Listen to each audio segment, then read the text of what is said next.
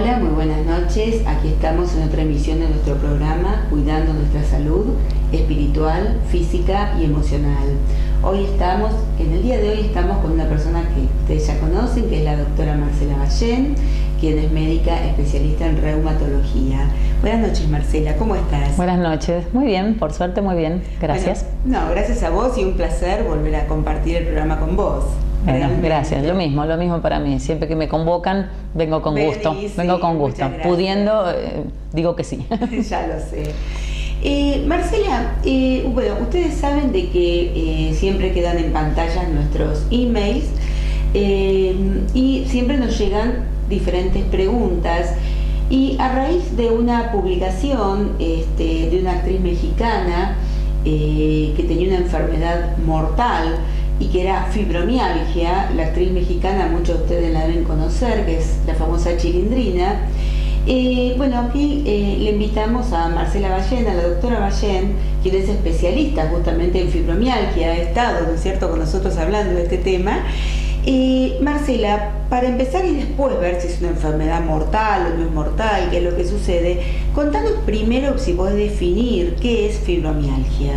Está bien. Adelanto que mi especialidad, que se ocupa básicamente de, porque incluso eso es un tema que me has preguntado antes, ¿por qué consulta la gente y elige un reumatólogo para su opinión?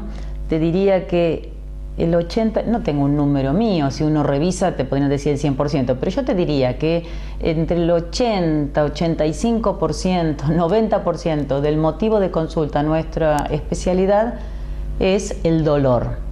Y si bien algunos dolores son agudos, te diría que la mayoría ya es el dolor crónico. El dolor agudo a veces se resolvió en el consultorio de distintas especialidades, en las guardias mismas, en la emergencia, en fin, es más fácil de manejar con medicamentos. En cambio, el dolor crónico ya conlleva otro esfuerzo del diagnóstico y otro esfuerzo del tratamiento.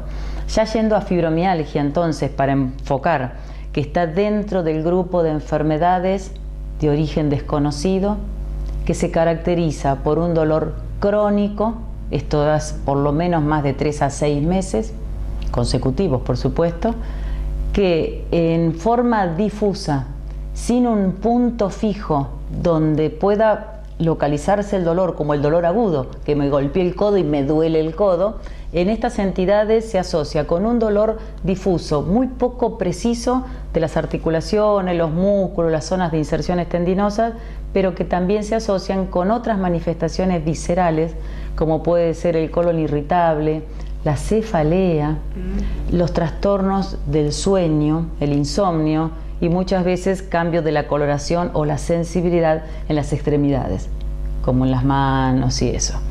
Entonces, esta entidad, que es difícil decirle enfermedad porque no sabemos la causa, pero bueno, es una entidad diferenciada de otros, donde el otro extremo es el síndrome de fatiga crónica, es como la misma entidad de una punta, la fibromialgia, donde el motivo de consulta, pero claramente predominante, es el dolor, mientras que es el síndrome de fatiga crónica, es la fatiga.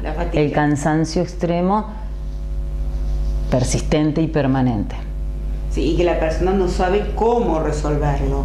Es decir, Marcela, la gente llega a tu consultorio muchas veces sin diagnóstico, ¿no es cierto? ¿Cómo es que te consultan? ¿Vienen porque le duele una determinada parte del cuerpo? ¿Cómo es que llega la gente? Te diría que en general llega con múltiples estudios para descartar diferentes, variadas y de las más,